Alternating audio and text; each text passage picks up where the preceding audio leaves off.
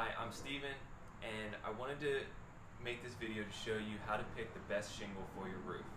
So there's a few things to consider, and I'm just going to go through the different features of shingles without mentioning any manufacturers, because I want to give you a few things to look for individually in shingles. So first thing to consider is how long you're planning to be in your home. So if you're only planning to be in your home for less than 20 years, then you could go with a shingle that only lasts around 20-25 years.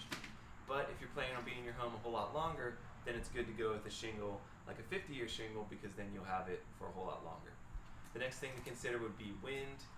If you are in a place that has either high winds, or if you have a 3-story townhouse, those tend to be areas where you would want an architectural, because architecturals have a higher wind resistance, whereas these guys, these 3 tabs, have less wind resistance. So we're talking 130 miles an hour, or we're talking 60, 70 miles an hour. The next thing to consider would be appearance. So some shingles, some architectural shingles come with just a basic color where it's kind of similar all the way across the roof, and then there's another type where it pops a little bit more. So on this type right here, when I say pop, I'm talking about how like each of these squares tends to have a different brightness to it. So one might have like really black granules, and the other one might have charcoal granules, and then when you step back from your roof, you can see the color transition and just kind of pops a little bit more, which is a very nice feature. The next type of shingle, there are shingles that are really fancy. They look kind of like slate sometimes, but they're more expensive because of the appearance of the shingle, not so much the functionality of it. So those aren't as common.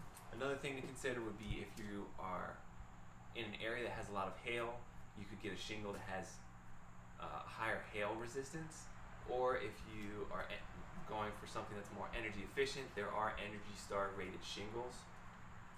After that, we've got the tar strip. So on the bottom side of the shingle, this is what seals the shingle down to the other shingle and keeps it from blowing off. And notice the thickness on how this one is compared to that. Now that's a very important key feature.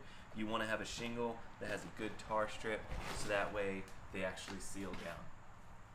And then right here I've got 3 main manufacturers, and again, very similar, very good quality material. The most important thing when it comes to picking between the leading manufacturers is really the warranty and the installers.